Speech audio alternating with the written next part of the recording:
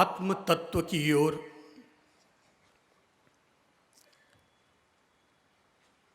सभी की अंतर्दृष्टि को उजागर करने से पहले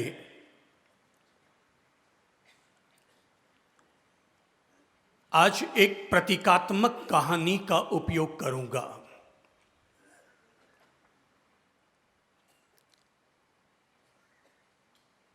कहानी यूं समझो कि जैसे मेरी और आपकी कहानी है।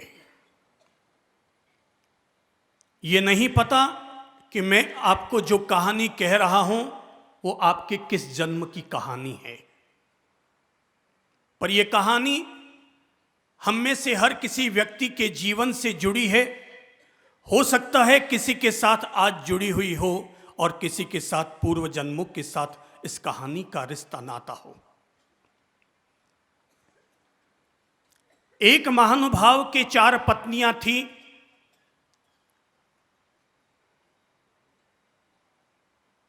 चौथी पत्नी से वो महानुभाव सबसे ज्यादा प्यार करता था। रात दिन उस पत्नी के पास ही वह बैठा रहता, रात दिन उसी से ही प्यार करता था। तीसरी पत्नी से भी वो प्यार तो करता था, पर चौथी की बजाय थोड़ा कम करता था। 4 पत्नियां थी तो दूसरी पत्नी से भी वो प्यार करता था, लेकिन चौथी और तीसरी से और कम करता था। पहली पत्नी बिल्कुल उपेक्षित जैसी पड़ी रहती थी, गौर भी न करता था। अगर पहली पत्नी पर ध्यान दिया होता तो शायद दूसरी, तीसरी और चौथी लाने की जरूरत भी नहीं होती। पहली से प्यार कम हो गया तो दूसरी लेकर आ गया, दूसरी से प्यार कम हुआ तो तीसरी लेकर आ गया, और तीसरी से कम हुआ तो चौथी लेकर आ गया।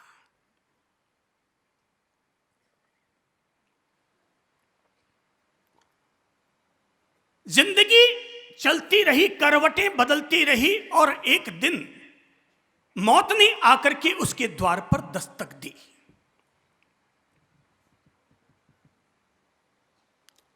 जब मृत्यु की आहट हुई, मौत की घंटी सुनाई दी, तो उस महानुभाव ने सोचा, मैंने अपने जीवन में 4 पत्नियों से प्यार किया है, तो आज जब मृत्यु के द्वार की तरफ बढ़ रहा हूं तो क्यों न एक पत्नी को अपने साथ लेता जाऊं। उसने अपनी पत्नियों को पैगाम पहुंचाया और कहा कि अब मेरे मरने की वेला करीब आ गई, तुम में से जो भी पत्नी मेरे साथ चलना चाहो मेरे साथ चल दो। मुझे नहीं पता आपके पतिदेव अगर आपको कहेंगे कि मैं मर रहा हूं और मेरे मरते समय तुम भी मेरा साथ दो और मेरे साथ साथ चलो, मुझे नहीं पता आप में से कौन पत्नी साथ चलेगी। सबसे पहले उसने चौथी पत्नी को अपने करीब बुलाया और कहा, प्रियतमे, मेरे जाने की वेला करीब आ गई और मैं चाहता हूं कि तुम मेरे साथ चलो। मैंने सबसे ज्यादा तुमसे प्यार किया है, इतना प्यार किया है कि तेरे प्यार में पागल होकर मैंने बाकी की 3 पत्नियों को भी कोई कीमत नहीं दी। चौथी पत्नी बहुत खूबसूरत थी, टनाटन, लेकिन नट गई। नहीं, मैं साथ नहीं चल सकती, मैं तो तभी तक तुम्हारे साथ हूं जब तक तुम जीवित हो। तुम जीवित हो तो मैं तुम्हारे साथ हूं, और तुम गए कि मैं भी गई। चौथी पत्नी ने कन्नी काटी और वहां से खिसक गई।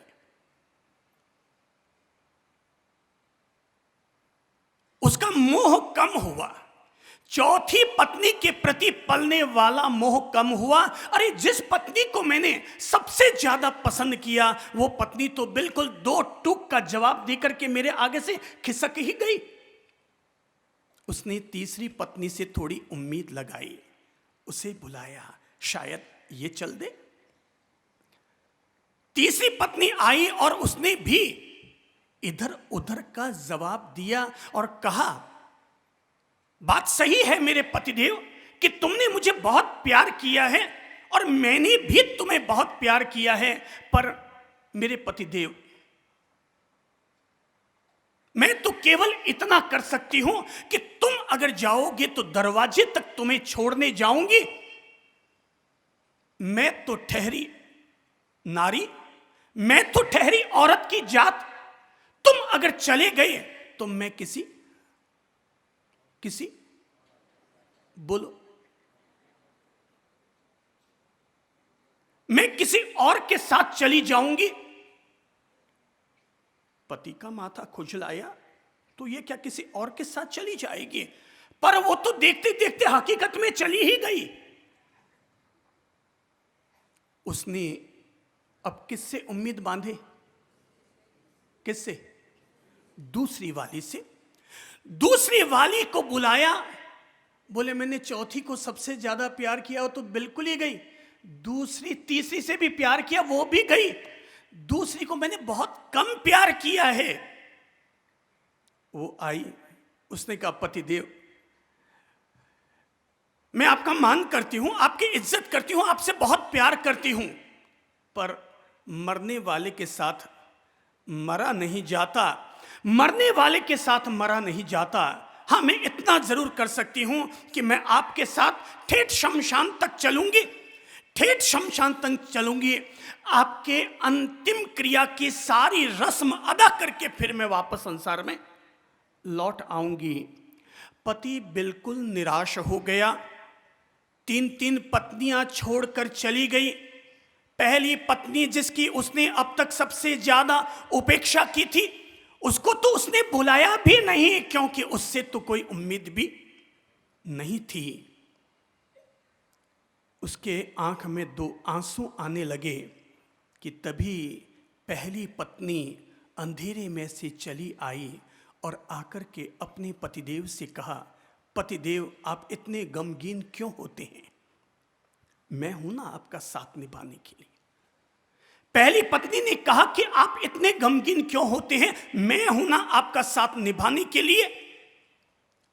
चौंका, तो क्या जिसकी मैंने सबसे ज्यादा उपेक्षा की थी, आज वही पत्नी मेरा साथ निभाने के लिए आ रही है? आज वही पत्नी मेरा साथ निभाने के लिए आ रही है। उसने उस उपेक्षित पत्नी को अपने करीब बुलाया, अपने पलंग पर पास बिठाया, उसे प्यार से अपने गले लगाया, उसे प्यार से अपने गले लगाया और गले लगाकर कहा, माफ करना मेरी पहली पत्नी, माफ करना मेरी पहली पत्नी, मैं केवल तुम्हारे नाक नक्श पर गया था, इसलिए मैंने तुम्हारे प्यार और समर्पण पर ध्यान न दिया। पर आज मुझे एहसास हुआ कि मेरे जीवन की असली पत्नी कौन है। आज मुझे एहसास हुआ इंसान की वही महिला असली पत्नी हुआ करती है, जो न केवल जीवन में बल्कि मरते समय भी जो पत्नी इंसान का साथ निभाए, वही महिला असली उसकी पत्नी हुआ करती है। उसने अपनी पत्नी को गले लगाया, हाथ से हाथ मिलाया और कहा, आज मैं बड़े संतोष के साथ, बड़े आनंद और उमंग के साथ मृत्यु के द्वार की तरफ जा रहा हूं। आओ मेरा हाथ पकड़ो और मैं तुम्हें अपने साथ लेकर के आगे बढ़ती हूं। पत्नी ने 4 कदम आगे बढ़ाए और कहा, पतिदेव, पतिदेव आप बिल्कुल भी कष्ट ना उठाएं, मैं आपको हर तरह का सुख दूंगी, हर तरह का सुख दूंगी, और न केवल आपका ये भव सुधारूंगी बल्कि आपका अगला भव भी सुधारूंगी। उसने अपने पति से कहा, मृत्यु के आने में अभी भी वक्त है, मृत्यु के आने में अभी भी वक्त है। उसने आसन बिछाया, पति के लिए आसन बिछाया और आसन बिछाकर कहा, पतिदेव मेरे प्रियतम आप इस आसन पर बैठिए, आप इस आसन पर बैठिए, आंखें बंद कीजिए और ईश्वर के साथ अपनी लौ लगाइए। आप भी मुक्त हो जाइए और आपके साथ मैं भी मुक्त हो जाती हूं। दोनों एक दूसरे में सदा के लिए तल्लीन हो गए। मैंने कहा ये कहानी आपकी और मेरी कहानी है। ये नहीं पता कि आपके किस पूर्व भव की कहानी है ये। मुझे नहीं पता कि आपके 7 जन्म पहले की ये कहानी है कि 20 जन्म पहले की कहानी है कि 2 जन्म पहले की कहानी है, पर हम में से हर किसी इंसान के जीवन की ये कहानी है। और जीवन कोई एक जन्म की यात्रा नहीं होती, जीवन प्रत्येक व्यक्ति के लिए जन्म जन्म की तीर्थ यात्रा हुआ करती है। क्या आप जानते हैं ये 4 पत्नियां कौन हैं? आपकी चौथी पत्नी, जिससे कि आप सबसे ज्यादा प्यार करते हैं, वो पत्नी कोई और नहीं बल्कि आपकी अपनी काया है। आपकी चौथी पत्नी और कोई नहीं बल्कि आपकी अपनी काया है, जो कि आपके जाते ही आपको छोड़ करके चली जाएगी। आपका साथ नहीं निभाने वाली, मेरा साथ नहीं निभाने वाली, पर मेरी तीसरी पत्नी और आपकी तीसरी पत्नी संपत्ति है कि जैसे ही आप जाएंगे, आपके जाते ही आपकी संपत्ति आपके बच्चों में, आपके बेटियों में, आपकी बहुओं में बंट जाएगी। वो आपका साथ नहीं निभाने वाली आपकी दूसरी पत्नी आपके रिश्ते नातेदार हैं, आपके रिश्ते और नातेदार हैं। जब हमारे जाने की वेला आ जाएगी, जब हम ऊपर जाएंगे, तब वो हमें शमशान तक पहुंचाएगी। ये हमारे रिश्तेदार नातेदार हमारे जीवन की वो दूसरी पत्नी है, जो कि हमें कहां तक पहुंचाएंगे? शमशान तक पहुंचाएंगे। पर आपकी पहली पत्नी है आपकी आत्मा, आपकी पहली पत्नी है आपकी आत्मा, आपकी और मेरी पहली पत्नी है मेरी आत्मा। और अगर हमने शुरू से ही इस आत्मा पर ध्यान दिया होता तो अब तक हमें नई नई 3 पत्नियों को धारण करने की जरूरत ही न पड़ती, क्योंकि ये वो पत्नी है कि जो जन्म में भी साथ देती है, जीवन भर साथ देती है। और अगर आगे चले जाओ तो जन्म जन्म तक ये पत्नी आपका साथ निभाने वाली है। आज हम उसी पत्नी की चर्चा करेंगे। आत्मा हमारी पत्नी है। एक बहुत पवित्र धर्म शास्त्र है जिसका नाम है आचारांग सूत्र। इस सूत्र का पहला अध्याय, पहली पंक्तियां ही इस बात से शुरू होती है कि व्यक्ति नहीं जानता वो कौन है, व्यक्ति ये भी नहीं जानता वो कहां से आया है, व्यक्ति ये भी नहीं जानता वो यहां से कहां जाएगा। वो जानने के नाम पर केवल इतना जानता है कि अमुक उसका नाम है, अमुक माता पिता की वो संतान है, अमुक शहर के अमुक मोहल्ले के अमुक गली और अमुक मकान नंबर में वो रहता है। पर वो इससे ज्यादा ये नहीं जानता कि जब वो धरती पर आया तो कहां से आया, जब वो धरती से जाएगा तो कहां जाएगा। दुनिया का कोई भी चिकित्सक, कोई भी डॉक्टर व्यक्ति को जीवन नहीं दे सकता। जब तक उसके जीवन की सांसें हैं तब तक वो उन सांसों में मदद कर सकता है। डॉक्टर का काम है आपकी पीड़ा को कम करना, सांसों को देना या बढ़ाना। ये डॉक्टर के भी हाथ की बात नहीं है, डॉक्टर के भी हाथ की बात नहीं है, क्योंकि एक न एक दिन स्वयं डॉक्टर की भी तो सांस उखड़ेगी, स्वयं डॉक्टर की भी सांस उखड़ेगी। और जो डॉक्टर केवल ये समझता होगा कि मैं लोगों को जिंदगी दे रहा हूं, जिंदगी को संवारने का मौका दे रहा हूं, जब उसकी खुद की जाने की वेला आएगी तो 4 दूसरे डॉक्टर खड़े होकर कहेंगे, साहब ऑपरेशन करना मेरा काम है, ऑपरेशन करना हमारा काम है। जीवन बचाना या न बचाना किसका काम है? थोड़ा हाथ ऊपर करके कहो तो, किसका काम है? किसका? ऊपर वाले का काम है। जीवन बचाना कि न बचाना ऊपर वाले का काम है। हमारा काम केवल इतना सा है कि आपके शरीर में कोई भी पार्ट अगर डिफेक्टेड हो गया है, उस डिफेक्टेड पार्ट को हम काट के अलग निकाल देंगे। यही हमारी डॉक्टरी है, यही हमारी शल्य चिकित्सा है। और उस घाव को भरने के लिए हम आपको 4 गोलियां और दे देंगे, जिससे कि वो डिफेक्टेड पार्ट निकल करके आपके शरीर को वापस ठीक कर डाले। पर जीवन इस शरीर से बहुत ऊपर है। जीवन इस शरीर से बहुत ऊपर है। व्यक्ति नहीं जानता वो कौन है, कहां से आया है और वापस यहां से कहां जाएगा, लेकिन व्यक्ति जान सकता है। व्यक्ति जान सकता है वो कौन है, कहां से आया है और वापस यहां से कहां जाएगा। जानने के लिए उसके पास 3 तरीके हैं। पहला तरीका है इंसान धर्म शास्त्रों को पढ़े, ऐसे ज्ञानी लोगों की किताबें पढ़े जिन्होंने कि उस अनुभव के खजाने को उपलब्ध किया है, तो व्यक्ति जान सकता है धर्म शास्त्रों को पढ़कर। दूसरा, व्यक्ति जान सकता है गुरुजनों के सत्संग में जाकर, गुरु वाणी को सुनकर, जिन्होंने कि उस ज्ञान को प्राप्त किया है। और आदमी तीसरे रूप में जान सकता है अपने स्वयं के अनुभवों के द्वारा कि वो कौन है, यहां से कहां जाएगा। जरा कल्पना करो, केवल एक पल के लिए कल्पना करो कि हम जब अपनी मां की कोख में आए थे तो सबसे पहले हम क्या थे। जब हम मां की कोख में आए, नर और मादा के 2 अणुओं का समावेश हुआ और एक जीवन उभर कर आया।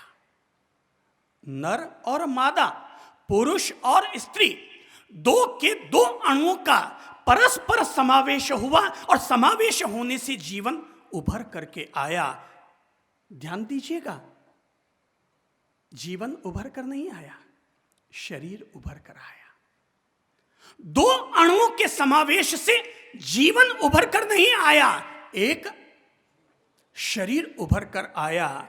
शरीर में जीवन का समावेश उस दिन हुआ जिस दिन उस अणु में जीवन तत्व का, आत्म तत्व का, चैतन्य तत्व का, लाइफ एनर्जी का, जीवन शक्ति का जब उसमें समावेश हुआ, तब वो तत्व अब आगे से आगे विस्तृत होना शुरू हुआ। अणु और अणुओं का समावेश तो रोज होता होगा, अणु और अणुओं का समावेश तो रोज होता होगा।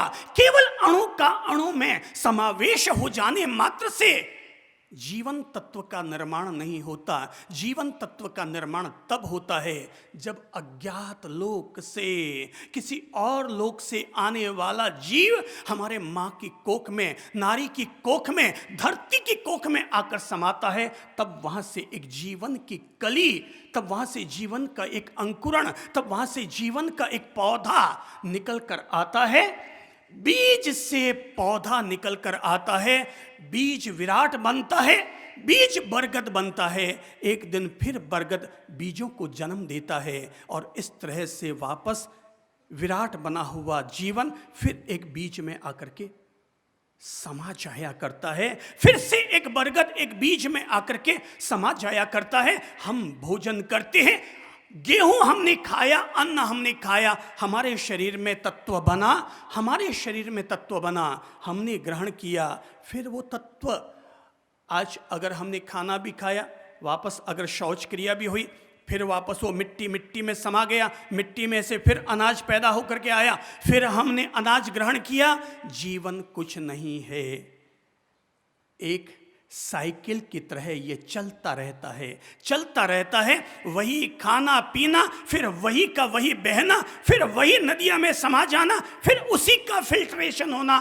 फिर आसमान में जाना, फिर बादल बन करके बरसना। और इस तरह से वापस ये जीवन का तत्व, ये शरीर का तत्व, ये धरती की व्यवस्था, ये कुदरत की व्यवस्था इसी तरह से चलती रहती है। पर हमारे सामने प्रश्न, यक्ष प्रश्न ये है, सोचो, सोच कर सोचो, को हम, मैं कौन हूं?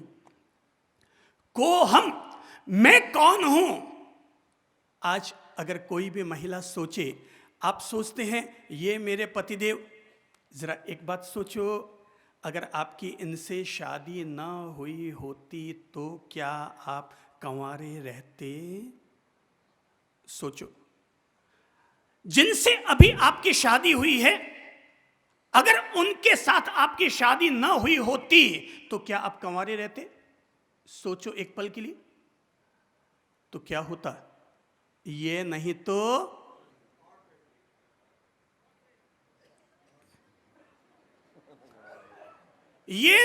कोई और मिलता।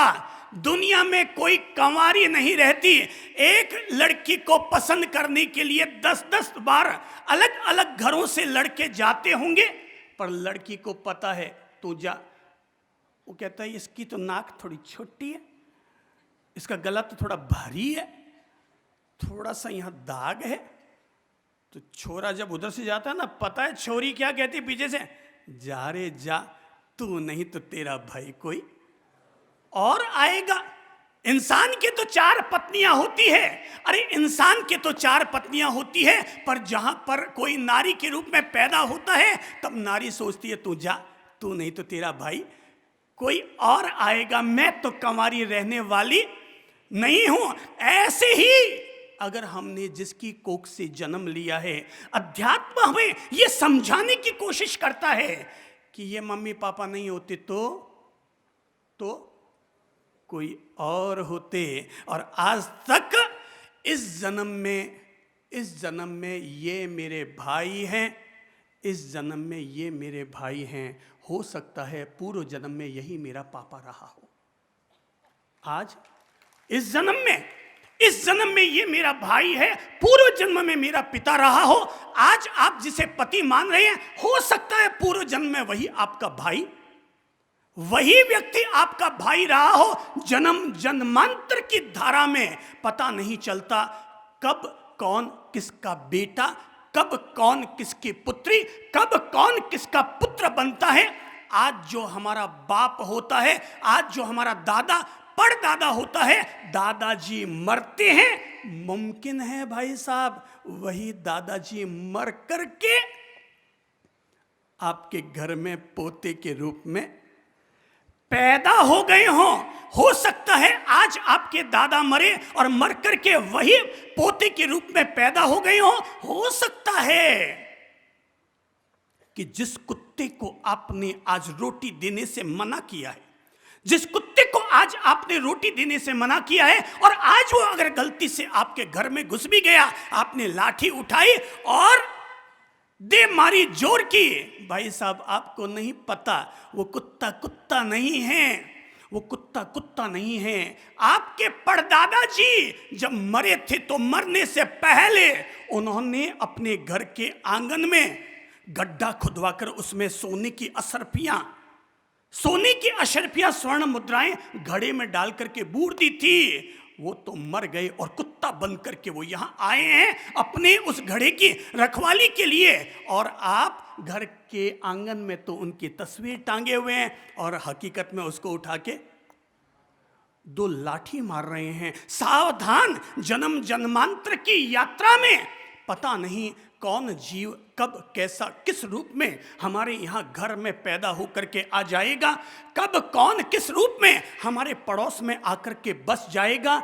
जीवन एक जन्म की नहीं, जन्म जन्म की ये यात्रा है, जन्म जन्म की ये यात्रा है। यहाँ पर कोई बहू ऐसी आती है जो आकर के घर को नौ निहाल कर देती है, और कोई बहू ऐसी आती है जो आते ही घर में आग लगा देती है। भाई साहब, नौ निहाल करने वाली बहू भी पूर्व जन्म की आपकी बेटी हो सकती है, जिसका आपने इतना लाड किया, इतना हरक-कोड़ किया कि आज वो बहू बन करके आपके घर में आई और अपना ऋण वापस उतार रही है। और ये भी मुमकिन है कि पिछले जन्म में आपने अपनी सासू को इतना तड़पाया कि आज वही बहू बन करके आकर के आज आपको तड़पाने का काम करती है। ये कहीं मिस्टेक तो चल रही है भाई साहब, ये कहीं मिस्टेक चल रही है, घर घर में मिस्टेक चल रही है। इसीलिए आज हम में से हर किसी व्यक्ति को अपनी जीवन के प्रति जागरूक होना पड़ेगा, और जागरूक होकर के अपने भीतर झांक कर देखना होगा कि मेरे पास कौन है दुश्मनी रखने वाला है। पूर्व जन्म का शत्रु है ये, पूर्व जन्म का शत्रु है ये। कोई आज हमारी सेवा करने वाला है, पूर्व जन्म का बेटा है ये हमारा।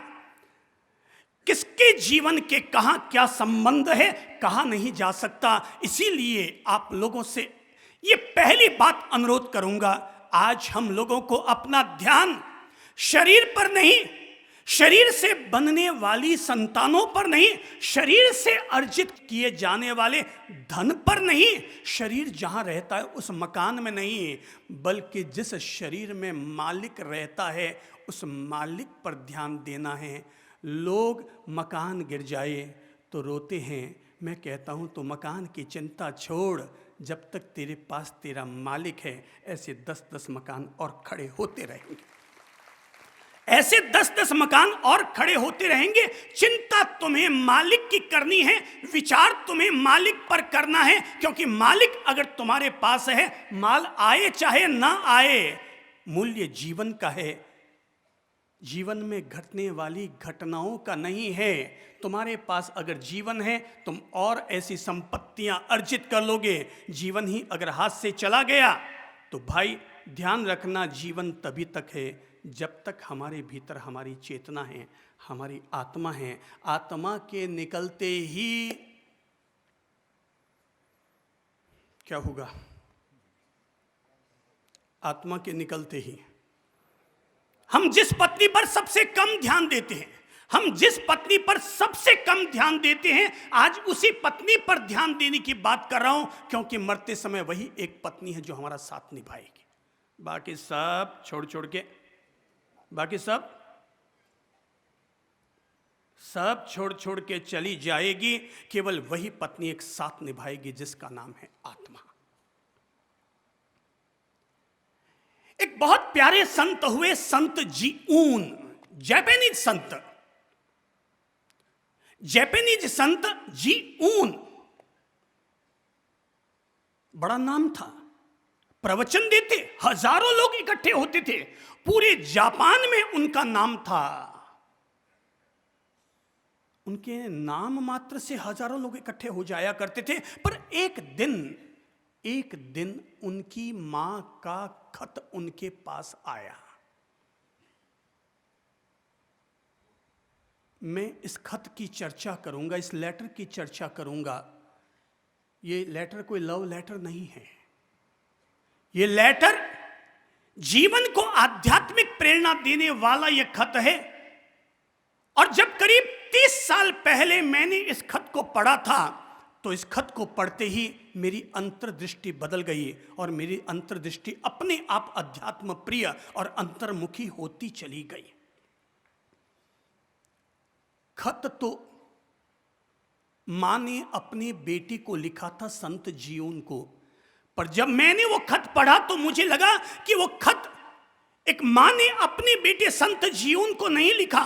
मुझे ये लगा कि जैसे मेरी मां ने मुझे ये खत लिखा है, और मैं चाहूंगा कि मैं आपको जो खत पढ़ के सुना रहा हूं, वो खत आप यही समझे कि आपको भी आपकी मां ये खत पढ़ करके सुना रही है। आपको यही खत आपकी मां ने आपको भेजा है। अगर आप में कहीं से भी कोई आत्म जागरण की घटना घट सकती हो, तो आप यही समझिएगा कि आपकी मम्मी ने आपको ये खत भेजा है। हो सकता है घर से भेजा हो सकता है देवलोक से भेजा हो सकता है मेरे अपने हृदय से भेजा हो।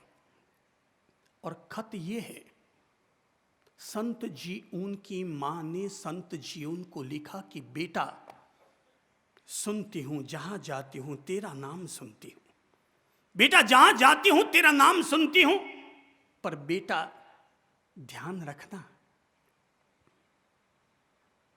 मां भी साध्वी थी, संत जीऊन की मां भी साध्वी थी। और मां ने तब ये लिखा कि बेटा, नाम और यश का कोई अंत नहीं है। सभी लोग एक एक अक्षर सुनिएगा। नाम और यश का कोई अंत नहीं है बेटा। एक जिंदगी नहीं, 100 जिंदगियां भी अगर लगा दोगे तब भी नाम और यश का कोई अंत नहीं आएगा। कितनी भी आश्रम और मंदिर बना लोगे तब भी तेरे मन में कभी तृप्ति नहीं आएगी। बेटा, जिस धर्म के हम अनुयायी हैं उस धर्म में 72,000 ग्रंथ हैं। अगर तुम उन ग्रंथों को पढ़ना शुरू करोगे तो ग्रंथों को भी पढ़ने का कोई अंत नहीं है।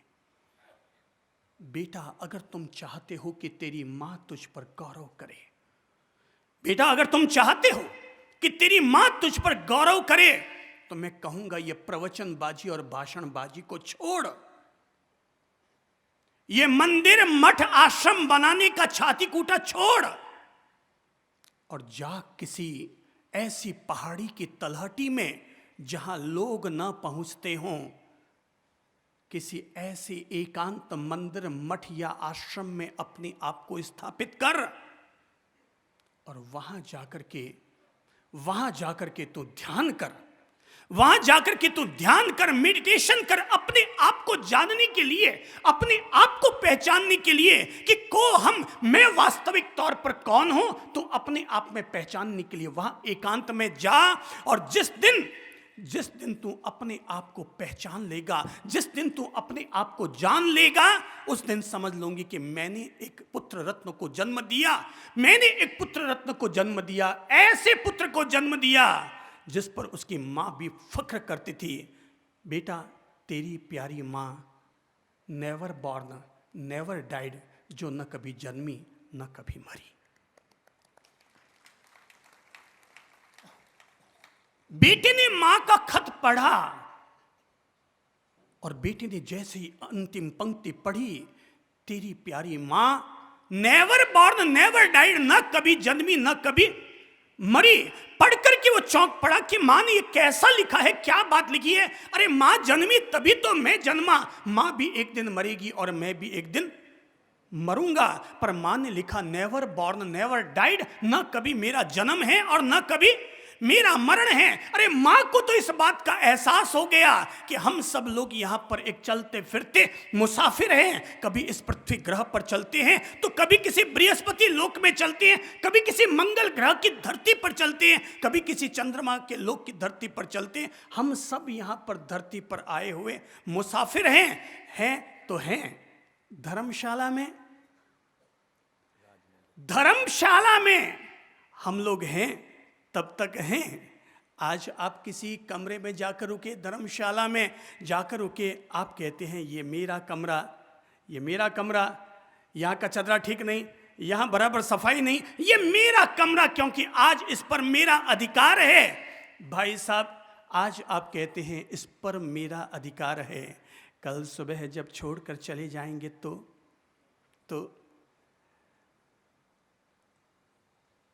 कोई हम पीछे झांक कर भी नहीं देखते, क्योंकि पता है ये घर नहीं, ये धर्मशाला है।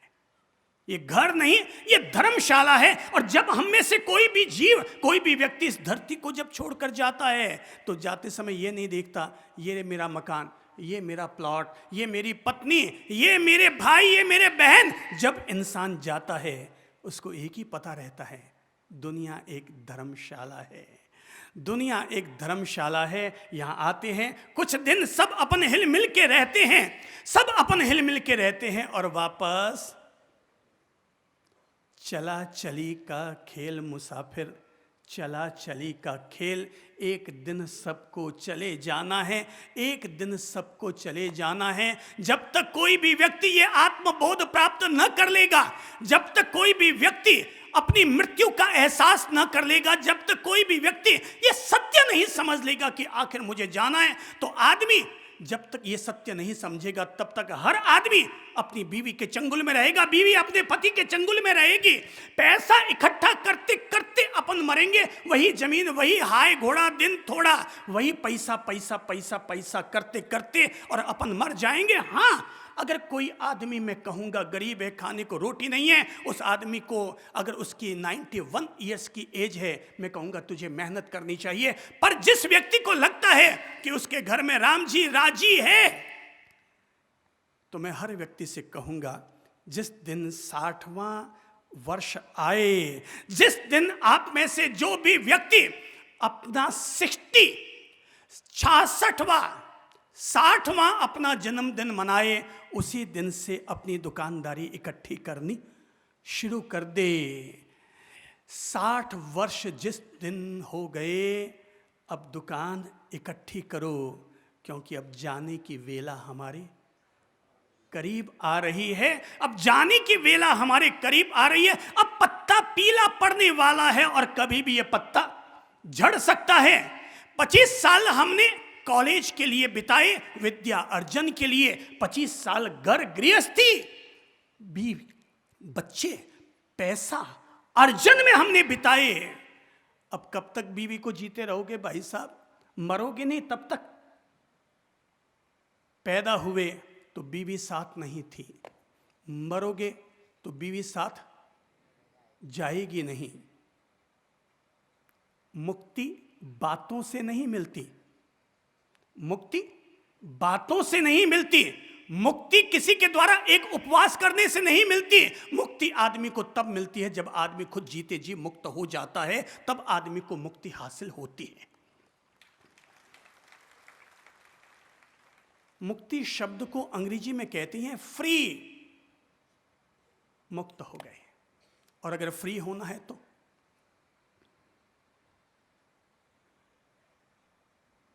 अभी मेरा बॉम्बे जाने का काम पड़ा,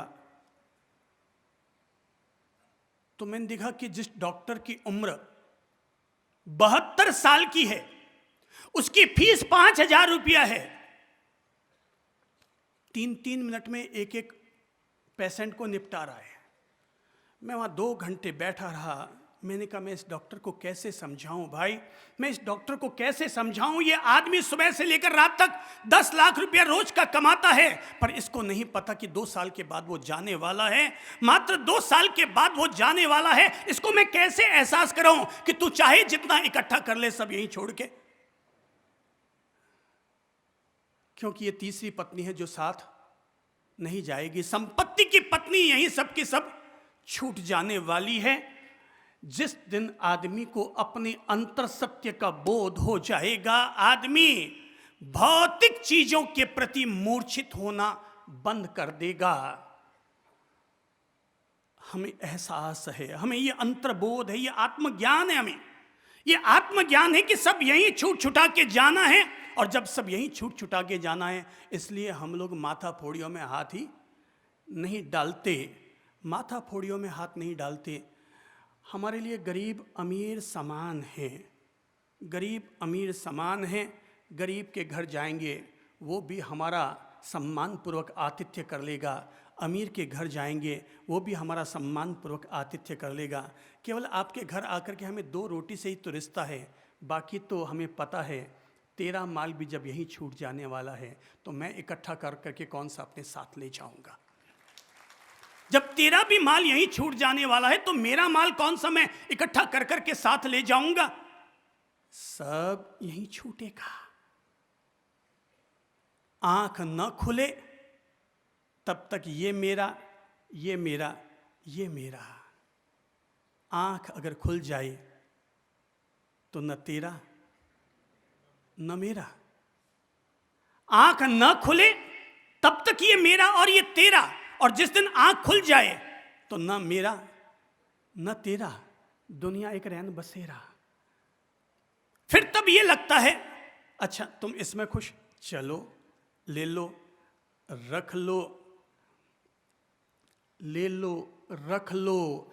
अध्यात्म की तरफ किसी भी व्यक्ति को अगर बढ़ना है तो सबसे पहले उसे भौतिकता से ऊपर उठना पड़ेगा। उसे वैसे ही भौतिकता से ऊपर उठना पड़ेगा जैसे कि कमल का पत्ता, कमल का फूल जैसे कि कीचड़ से ऊपर उठा करता है। व्यक्ति को वैसे ही अध्यात्म के लिए अपने आप को शरीर और शरीर की जुड़ी हुई सारी व्यवस्थाओं से अपने आप को ऊपर उठना पड़ेगा। मैंने कहा आंख न खुले तब तक, आंख न खुले तब तक। अभी आप मियां बीवी बहुत खुश हैं, पर किसी बात को लेकर अनबन हो जाए और आपकी पत्नी कह दे मैं तो तलाक देती हूं। अब भाई साहब, अब वो कहां गई आपकी प्रेम भावना, ममता भावना, मूर्छा भावना? वो 1 मिनट में छोड़ के चली जाएगी, आप देखते रह जाओगे। और घिसेटेगी तो ऐसी घिसेटेगी कि कानून से लड़ते लड़ते आपको 60 लाख रुपए और देने पड़ेंगे। बड़ा महंगा सौदा है ये। अब सवाल ये उठता है जागरण की वेला कैसे घटित हो, आत्म जागरण की वेला कैसे घटित हो, आत्म जागरण और आत्म साक्षात्कार की तरफ हमारे कदम कैसे बढ़ जाए। एक राजा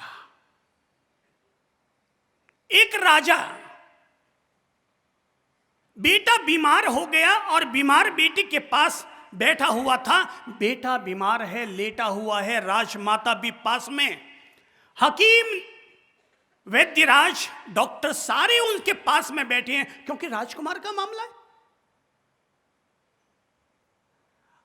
आखिर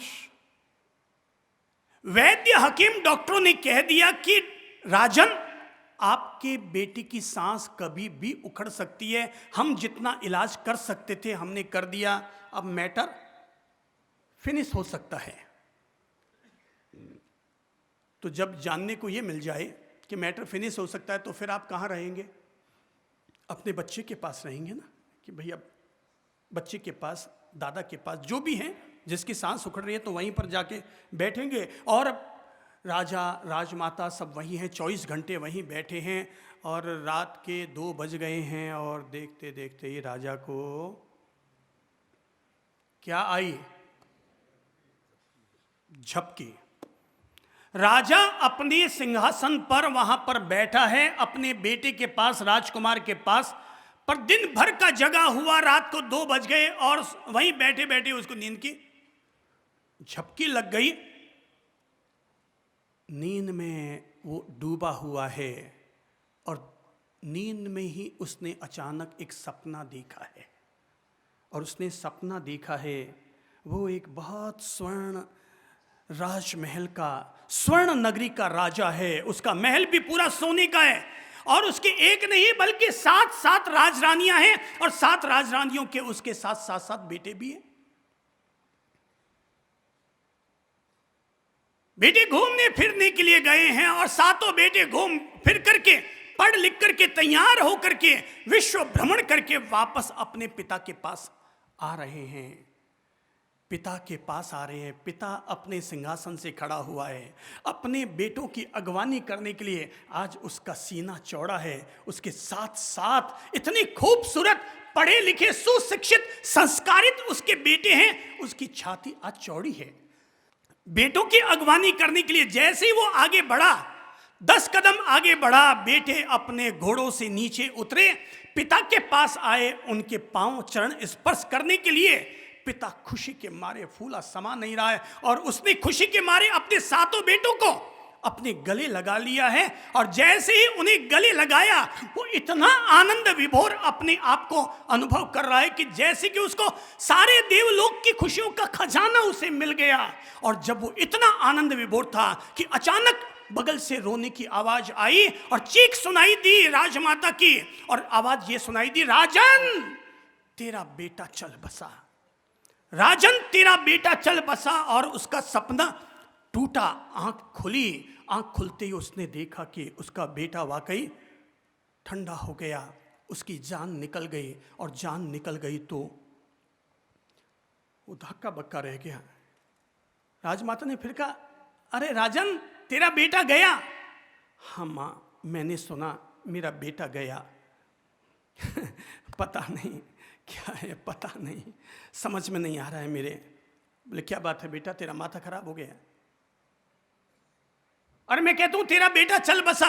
हाँ माँ, ऐसा ही कुछ लग रहा है, मुझे भी ऐसा ही कुछ लग रहा है कि मेरा बेटा चल बसा है। पता नहीं राजा को क्या लगा, वो बार बार मुस्कुराने लगा, बार बार हंसने लगा। राजमाता समझ नहीं पा रही थी कि मेरे बेटे को हो क्या गया, कहीं मेरे इस अपने बेटे के मर जाने का शोक तो उसके हार्ट को अटैक नहीं कर गया। उसने फिर कहा, अरे बेटा तेरा चल बसा? बोले हाँ माँ, मैंने सुना कि मेरा बेटा चल बसा। बोले तू तो हंस रहा है? बोले हाँ माँ, मैं समझ नहीं पा रहा हूँ कि मैं हंसूं कि रोऊं, ये मैं समझ नहीं पा रहा हूँ। बोले क्या हुआ? बोले माँ, मुझे ये लग रहा है कि मैं किस बेटे के लिए रोऊं, इस एक बेटे के लिए रोऊं या उन 7 बेटों के लिए रोऊं?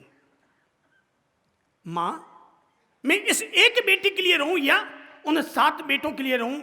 राजमाता ने कहा, तेरा माथा खराब हो गया, तूने कोई सपना अपना देखा है क्या? बोले हाँ माँ, मैंने सपना ही देखा था, और सपने में मैंने अपने देखा कि 7 मेरे बेटे हैं, 7 राजकुमार हैं, वे भी चले गए, ये भी चला गया। अरे वे भी चले गए, ये भी चला गया। मां ने कहा, सावधान, अरे वो तो केवल सपना था, ये हकीकत है। राजा ने कहा, माते राजमाते जब तक आंख न खुले, जब तक आंख न खुले तब तक ये बेटा भी असली लगता है और वो बेटे नकली लगते हैं जो सपने में आए थे। पर अगर आंख खुल जाए तो वो भी असली लगते हैं और ये भी असली लगते हैं। दोनों ही बेटे असली लगते हैं। पर माँ, आज जब सपना टूटा है तो आंख खुल गई और आंख खुलते ही मैंने देख लिया कि वो भी चले गए और वो भी चले गए और ये भी चले गए। माते आंख खुल गई और जैसे ही व्यक्ति की आंख खुलती है, आंख खुलते ही आत्म जागरण की क्रांति घटित हो जाती है। जैसे ही आंख खुलती है, भीतर की आंख खुलती है, कि भीतर की आंख खुलते ही आदमी की अपने आप आत्म जागरण की क्रांति घटित हो जाती है। आज तक दुनिया में कोई भी व्यक्ति अगर संत बना, वैराग्य अगर उसके भीतर उतर कर आया, जरूर उसके जीवन में ऐसी कोई क्रांतिकारी घटना घटित हुई कि जिसके अंतर्बोध के कारण उसने फिर संसार को भी तुच्छ समझा, पत्नी और पति और धन को भी तुच्छ समझा और निकल पड़ा। वैसे ही निकल पड़ा जैसे कभी कोई शाली भद्र निकल पड़े थे, जैसे अतीत में कोई शाली भद्र निकल पड़े कि घटना घट गई। पत्नी आंसू ढुलका रही थी, पत्नी आंसू ढुलका रही थी और धन्ना स्नान कर रहा था। पत्नी आंसू ढुलका रही थी, धन्ना स्नान कर रहा था। माथे पर आकर के पत्नी के आंसू पड़े। पति ने ऊपर झांक कर देखा, क्या बात है, तू रो क्यों रही है? तुझे किस बात की कमी है, तू रो क्यों रही है? बोले क्या बताऊं, मेरा भाई शाली भद्र संत बनने वाला है। बोले बनने वाला है मतलब? बोले उसके 32 रानियां हैं, रोज एक एक रानी का त्याग कर रहा है, एक एक रानी को छोड़ रहा है। और उसने घोषणा की है कि 1 महीने के बाद जब ये 32 रानियां पूरी छूट जाएंगी तो वो संत बनेगा। धन्ना ने कहा, तेरा भाई संत वंत नहीं बनने वाला, जिसको संत बनना होता है ना, वो एक एक नहीं छोड़ता, वो तो एक ही झटके में सबको एक साथ छोड़ दिया करता है। पत्नी ने कहा, आपको यूं कहना बड़ा आसान लगता है, मेरा भाई छोड़ तो रहा है, आपको तो बातें करने में क्या लगता है?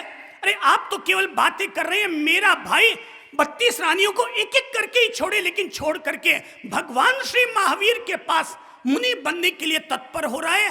धन्ना ने कहा, जो आदमी एक एक छोड़ने की सोचता है, वो आदमी जिंदगी में कभी नहीं छोड़ सकता। छोड़ना होता है तो झटके में छूट जाता है। पत्नी ने कहा, बातें करनी बड़ी आसान है, कोई छोड़ के दिखाए तो पता चले। धन्ना ने कहा, ऐसी बात, लो मैंने छोड़ा। और ये कहते हुए धन्ना झट से स्नान करता हुआ ही खड़ा हो गया।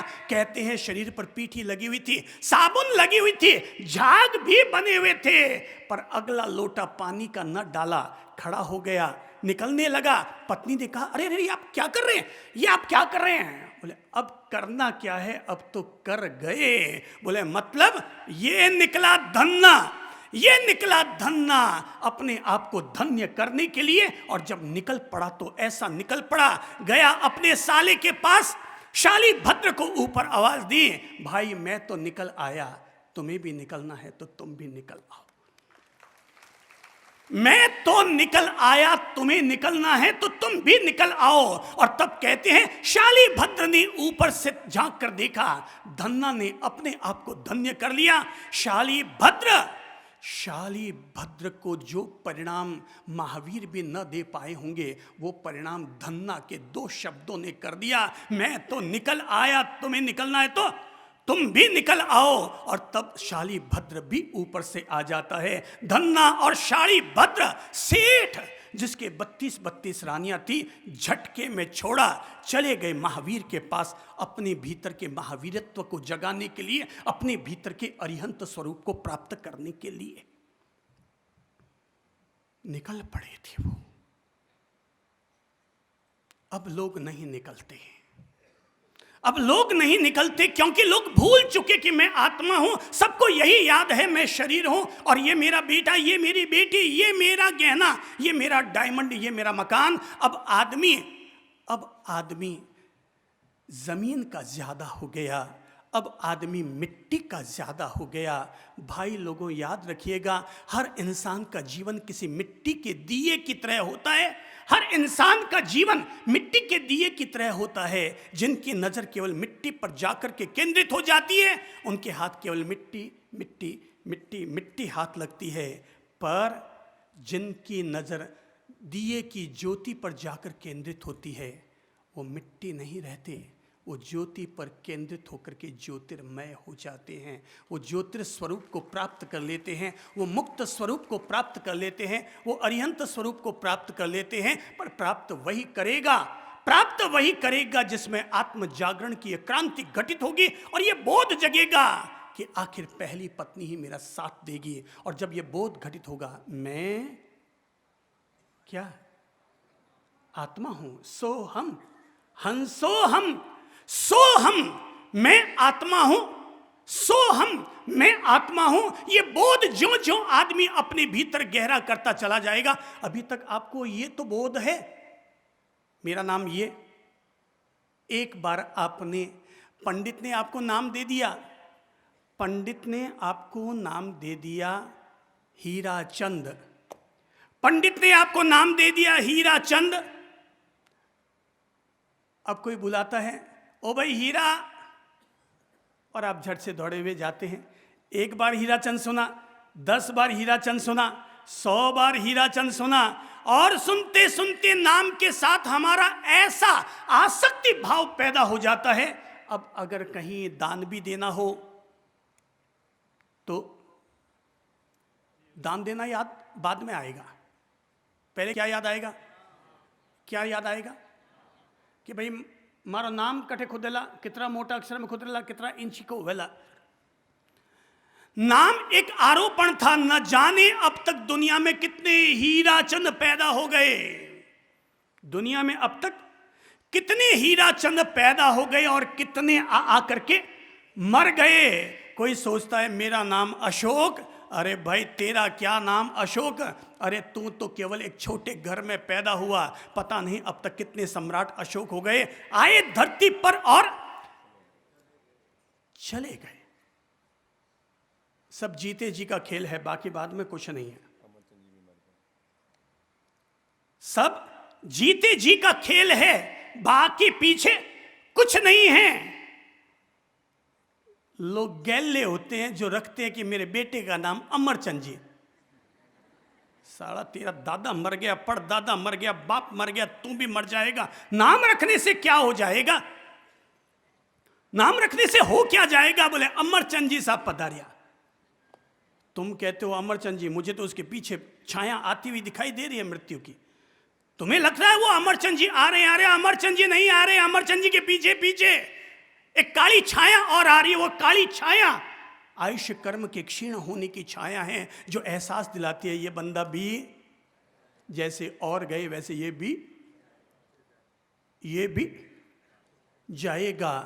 भाई साहब, यहां आदमी रहने के लिए कम आता है, जाने के लिए सभी आते हैं। जाने के लिए यहां पर सभी आते हैं। बोध नहीं जगता सब लोगों को। जिसको बोध जग जाता है वो निष्प्रिय हो जाता है, वो अनासक्त हो जाता है, वो भौतिकताओं में फिर उलझता नहीं है, वो किसी की क्रियाओं पर प्रतिक्रिया नहीं करता। उसको पता है कभी ये उतार होता है, कभी ये चढ़ाव हुआ करता है, कहीं मान मिलता है, कहीं अपमान मिलता है,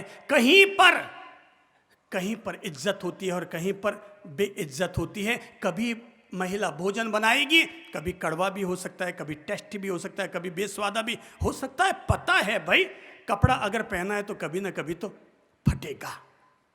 कपड़ा अगर पहना है तो कभी ना कभी तो फटेगा। नुकसान हो जाए तो चिंता नहीं होती, नुकसान हो जाए तो चिंता नहीं होती। आखिर तो जाना ही है भाई। और तू अगर तुझसे नहीं जाएगा तब भी कोई ना कोई एक ताकत आएगी जो सब कुछ तुझसे छुड़ा के ले जाएगी।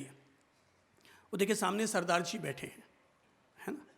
सरदार जी बैठे हैं ना, और मुझे जहाँ तक बताया गया ये पूर्व महापौर हैं। क्यों ऐसा ही है ना प्रभु जी? पूर्व महापौर हैं, गया ना, पूर्व हो गए ना, पूर्व हो गए ना। समझो, सभी लोग समझो, महापौर थे अब पूर्व हो गए।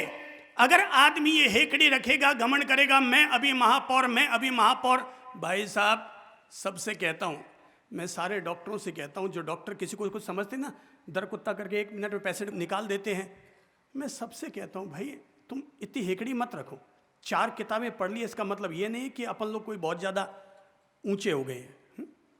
हम संत भी है ना, इंसान के साथ जुड़कर रहते हैं।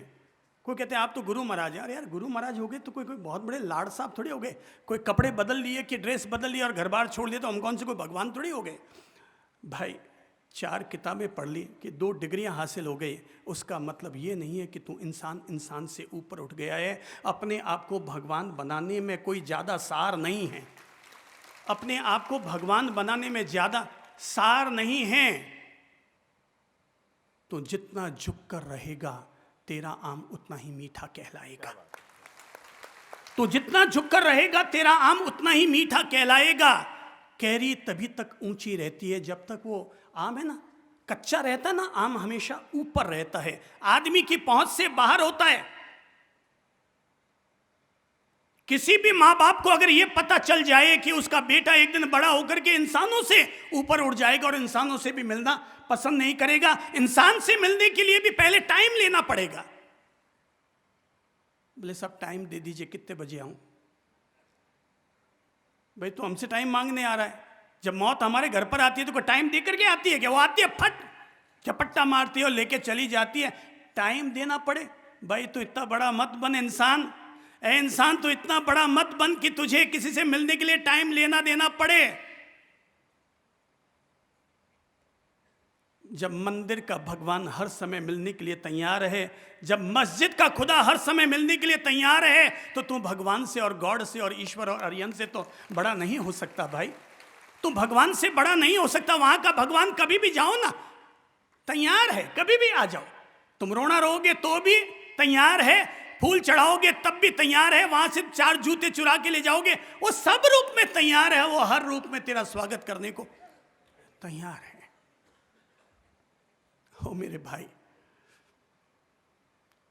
सब चला चली का खेल है, जगना होगा। मुझे मेरे कल्याण के लिए जगना होगा, आपको अपने कल्याण के लिए जगना होगा। अपन सब केवल व्यवहार की व्यवस्था चलाते हैं। अगर चंद्र प्रभु यहाँ चातुर्मास करने के लिए भी आ गए, ये केवल एक व्यवहार की व्यवस्था है। उसे भली भांति पता है, वो तो केवल स्थिर है, न वो कहीं जाता है न कहीं आता है, वो अपने में मस्त रहता है। कोई आकर के उसे अभिनंदन पत्र दे दे तो भी ठीक है, कोई आके आप हमें 4 गालियां सुना जाइए, हम पर कोई फर्क नहीं पड़ेगा। कबीर के दोहों ने बहुत पहले ही प्रेरणा जगा दी थी। कबीर के पदों ने बहुत पहले ही प्रेरणा जगा दी थी कि तू तो राम सुमिर जग लड़वा दे, हाथी चलत है अपनी गति से, कुतर भूसत वा को भुसवा दे, तू तो राम सुमिर जग लड़वा दे। होने वाला होता रहेगा, होने वाला होता रहेगा। 10 लोग सुधर गए तो कोई गुमान नहीं है, 10 लोग बिगड़े हुए हैं तो हमें कोई खेद नहीं है। ये दुनिया है, ऐसी ही चलती रहेगी। तुम तो केवल ऐसे निकल जाओ जैसे कि हवा का झोंका आता है, इस गेट से आता है, उस गेट से निकल जाया करता है। अब उस हवा को देखकर अगर किसी को लगा कि जूही की खुशबू साथ में आई तो आनंद, किसी को लगता है गुलाब की महक साथ में आई तो आनंद। उसे तो केवल यही पता है वो हवा का झोंका है तब तक है, उड़ा की आगे खिसका। और भाई लोगों, आत्म जागरण के लिए हर किसी व्यक्ति को ये बोध रख लेना चाहिए, जिंदगी एक हवा का झोंका है। इसीलिए तो कहते हैं भाई निष्पाप जिंदगी जियो, क्यों फालतू पाप बेड़ा कर करते थे अपन लोग। आप पर एक गठरी भारी करा, पापों की गठरी अगर माथे पर भारी रहेगी तो आगे की यात्रा बोझिल हो जाएगी। इसलिए ज्यादा अच्छा होगा आत्म जागरण, आत्म जागरण, आत्म जागरण। शमशान गए ना, सभी लोग गए हैं ना? कितने लोग गए हैं? मैं चाहूँगा, महिलाएं बहुत कम जाती, मैं चाहता हूँ हर महिलाएं शमशान जरूर जाया, अगर कोई मर जाए तो महिलाएं जरूर जाया करें। समाज में यह परंपरा कम से कम हम अपनी तरफ से स्थापित करना चाहेंगे कि महिलाएं जरूर जाए शमशान में, क्योंकि शरीर के प्रति सबसे ज़्यादा मूर्छित महिलाएं होती हैं। महिलाएं दिन भर शरीर का श्रृंगार करती रहती हैं, उनको पता है, बाकी तो कोई हमें पूछेगा नहीं, इसलिए लिपस्टिक, पाउडर, साड़ियाँ चेंज, ये चेंज, वो चेंज, कभी ये कट वाला ब्लाउजर, कभी वो कट वाला ब्लाउजर, कभी यहाँ के कट वाला बाल और कभी वहाँ के कट वाली वो, कभी घोंसला छाप बाल की कटिंग करेंगे, कभी ये वाली छाप, कभी जुल्फों वाली कट, और वो दिन भर अपने शरीर के श्रृंगार में रहती है। इसलिए हर महिला के पास पर्स होता है और पर्स में पेपर सोप ज़रूर होता है। दिन में 10 बार कहीं भी जाना हो, है कोई आ रहा है, फट बाथरूम में गए, एक साबुन घिसा और मुँह गोरा गोरा कर करा के आगे। उनको पता है कि भाई हमें लोग हमारे काया के कारण पूछेंगे, बाकी कोई नहीं पूछने वाला। भाई लोगों सावधान, चौथी पत्नी यहीं छोड़ के चली जाएगी, चौथी पत्नी यहीं छोड़कर चली जाएगी। शमशान जरूर जाया करो, क्योंकि जो परिणाम ध्यान से नहीं मिलता, जो परिणाम ध्यान से नहीं मिलता, योग से नहीं मिलता, वो परिणाम शमशान में मिल जाया करता है। जब भी किसी के घर जाओ, कोई मर गया, तो वहां जाकर के आंसू मत ढुलकाओ, वहां जाकर के 5 मिनट उस शरीर को देखो और देख करके ये बोध प्राप्त करो, ये आत्मबोध प्राप्त करो कि इस शरीर में अब ऐसा क्या था कि जिसके कारण ये जीवित था, और ऐसी क्या चीज निकल गई जिसके कारण ये मृत हो गया है। वही गाल है उसके, वही गाल है उसके, मृत शरीर के भी वही गाल हैं, वही भेजा है, वही खोपड़ी है, वही बाल है, वही डाई किए हुए बाल हैं, वही पेट है, वही छाती है, वही कमर है, वही बैठ के हैं, सबकी फूली फूली, भाई सबके वही की वही है। पर एक चीज क्या क्या, जोर से बोलो तो, थोड़ा जोर से बोलो तो, क्योंकि आप भूल गए हैं उसे, क्योंकि आप उसे भूल चुके हैं, इसलिए जोर से बोलने के लिए कह रहा हूं, क्योंकि एक चीज वहां से निकल गई, सब कुछ वही है। पर अब उस आत्मा को नाम आप लाइफ एनर्जी कह दो, जीवन शक्ति कह दो, रूह कह दो, आत्मा कह दो, परमात्मा कह दो, सॉल कह दो, शब्द बदल रहे हैं, पर्यायवाची शब्द हैं, लेकिन एक ताकत थी जो उसमें से निकल गई। याद करना होगा और ये बोझ जगाना होगा, मैं आत्मा हूं। आपका नाम चाहे जो, इससे मुझे तो कोई प्रयोजन नहीं, आपका जो भी नाम है, आप जो भी नाम छपाएं, जो भी नाम लिखें, वो केवल एक व्यवहारिक व्यवस्था है, सामाजिक व्यवस्था है। पर रात को सोने से पहले एक बार अपना इंटरव्यू जरूर लीजिएगा और अपने आप से कहिएगा, बाकी सब आरोपण है, मेरा तो एक ही नाम है और वो है मैं आत्मा हूं। रात को सोने से पहले जाती सीधा पढ़ मत जाइएगा, बिस्तर में गए जाती सीधा पढ़ मत जाइएगा, सोने से पहले 1 मिनट का प्रतिक्रमण पहले कर लीजिएगा, 1 मिनट का प्रतिक्रमण पहले कर लीजिएगा, आंखें बंद कीजिएगा, ईश्वर को याद कीजिएगा और ईश्वर को याद करके हाथ जोड़कर कहिएगा, हे प्रभु जी, हमारे द्वारा दिन भर में किसी भी प्रकार का गलत चिंतन हुआ हो, गलत वचन निकला हो, गलत कर्म या व्यवहार हुआ हो, उसके लिए बारंबार क्षमा प्रार्थना करते हैं, क्षमा प्रार्थना करते हैं, क्षमा प्रार्थना करते हैं। रात को सोने से पहले 3 बार ये प्रतिक्रमण का ये एक लाइन का पाठ अपने आप में बोल करके, प्रायश्चित करने का ये पाठ बोल करके फिर सोइएगा कि हे प्रभु जी, मेरे द्वारा, देखो दिमाग, वाणी और हाथ, तो मेरे द्वारा किसी भी प्रकार का गलत चिंतन हुआ, गलत वचन निकला, गलत कर्म या व्यवहार हुआ हो, तो उसके लिए बारंबार क्षमा प्रार्थना करते हैं, प्रायश्चित कीजिएगा, प्रतिक्रमण कीजिएगा, फिर सोइएगा। आत्म तत्व को अगर अपन में से हर व्यक्ति याद रखेगा कि मैं आखिर एक आत्मा हूं, वो व्यक्ति अगर भोजन भी करेगा ना, तो भोजन करते हुए भोजन के प्रति आसक्त नहीं होगा, व्यापार करेगा तो व्यापार के प्रति मूर्छित नहीं होगा, अपने आप व्यापार में भी उसके अनासक्ति का फूल खिल उठेगा, राग द्वेष उसके द्वारा हो ही न पाएंगे, क्योंकि पता है मैं आखिर एक आत्मा हूं और मुझे दूसरों का वैसे ही सम्मान करना चाहिए जैसे कि आत्मा का सम्मान करता हूं। शमशान में जाओ ना भाई, तो शरीर को देखकर, मृत शरीर को देखकर तुलना कर लीजिएगा, मैं अभी जीवित हूं और ये मृत है। क्या फर्क है, क्या फर्क है। शमशान से जब लौटो तो ये कहकर मत लौटना कि आज मेरे ससुर जी गए, बल्कि ये बोध लेकर के लौटना कि आज मैं जग गया, मेरी आत्मा जग गई, क्योंकि मुझे बोध हो गया एक ऐसा तत्व है जिसके कारण मैं जीवित हूं, जिसके कारण मैं जीवित हूं। चलो आंखें बंद करो, अपन सब शमशान में चलते हैं 2 मिनट के लिए।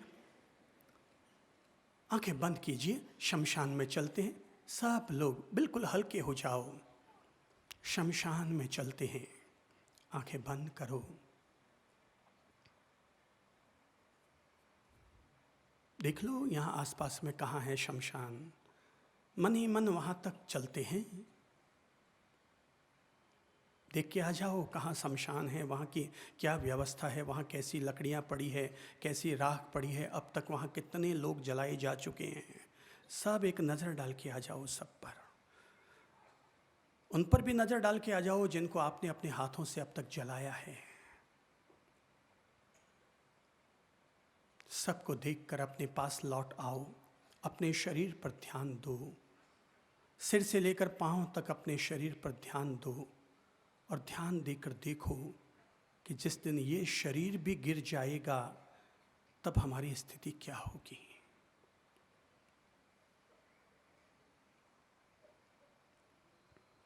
तब किस तरह से लोग हमारे घर में एकत्र होंगे, किस तरह से हमारे भाई बंधु हमारी अर्थी सजाएंगे, और किस तरह से हाथ में हंडी लेकर हमारी शोभा यात्रा निकलेगी। देखो, जागरूकता पूर्वक देखो।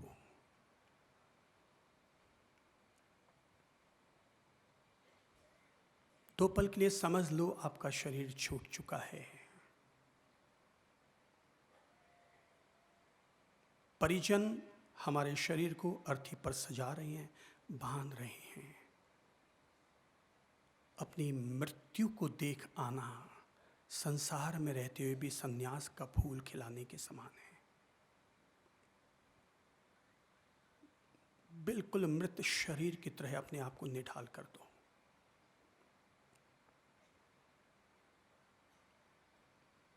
समझो अर्थी सज गई है, उठने वाली है।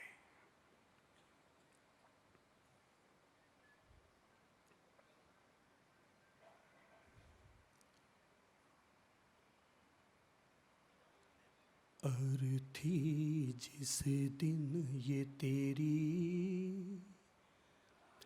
दुनिया से विदा होगी,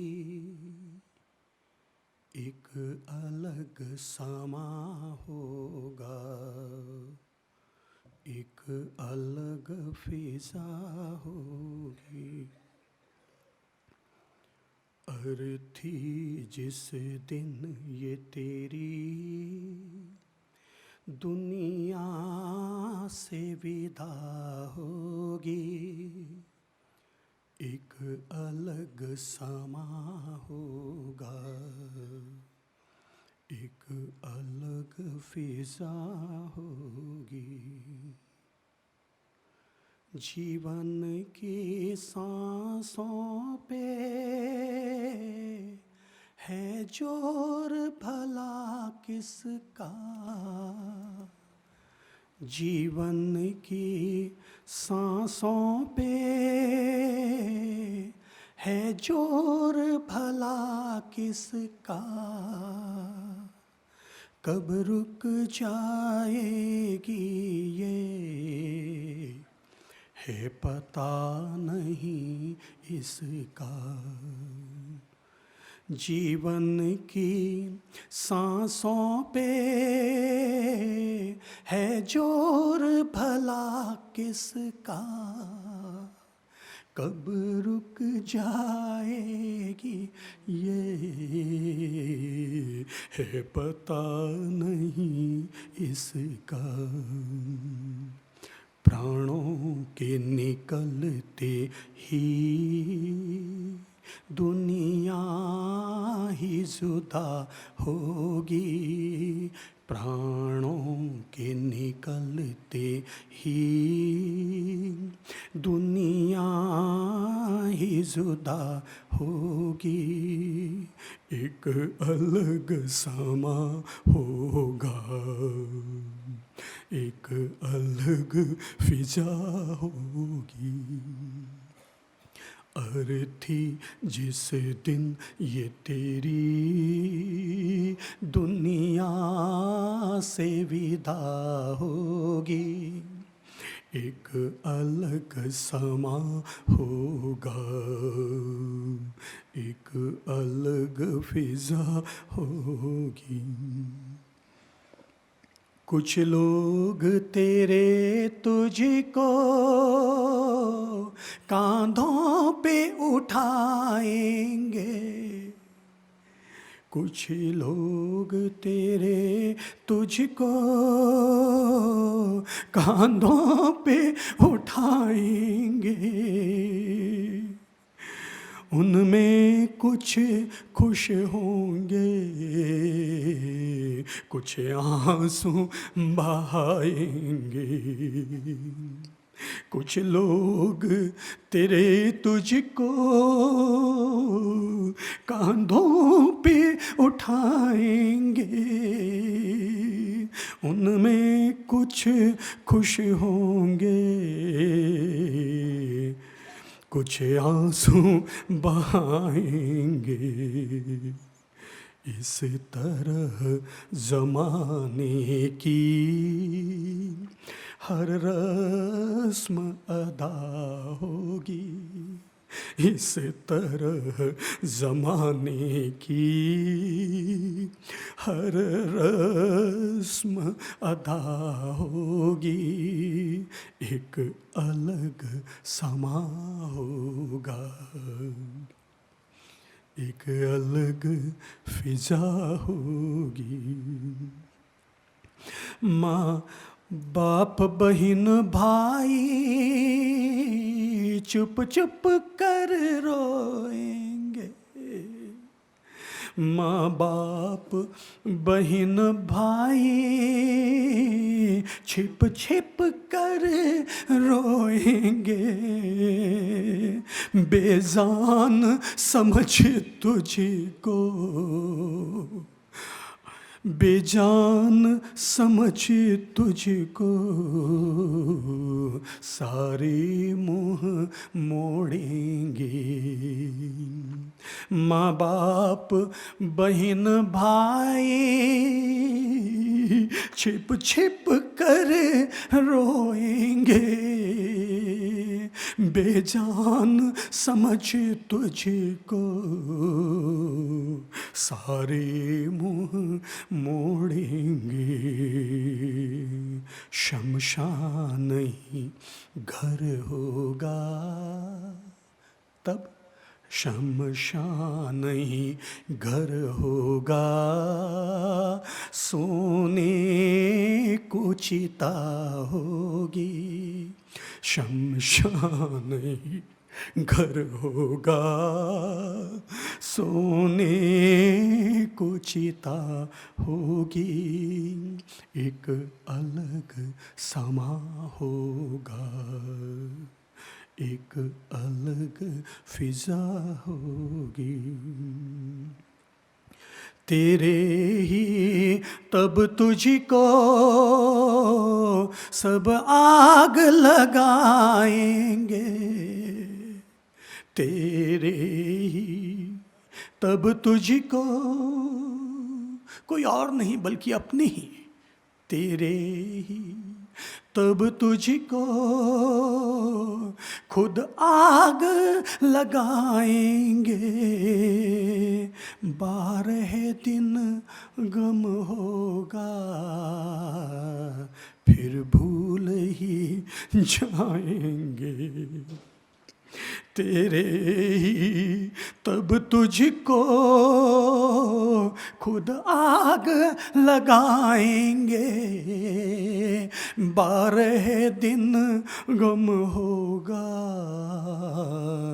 फिर भूल ही जाएंगे, उतना ही बसेरा है जो रब की रजा होगी, उतना ही बसेरा है जो रब की रजा होगी, एक अलग समा होगा, एक अलग फिजा होगी। अर्थी जिस दिन ये तेरी दुनिया से विदा होगी, एक अलग समा होगा, एक अलग फिजा होगी। एहसास कीजिए जैसे ये शरीर जल रहा है, चिता जल रही है, और शरीर के साथ हम अपने जीवन के सारे पापों को, दोषों को, राग द्वेषों को जला करके अपनी आत्मा को बिल्कुल शुद्ध निर्मल कुंदन बना रहे हैं।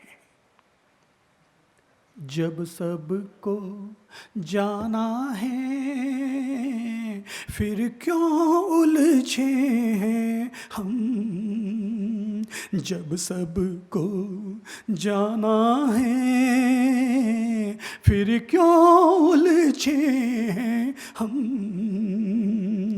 2 दिन की जिंदगी में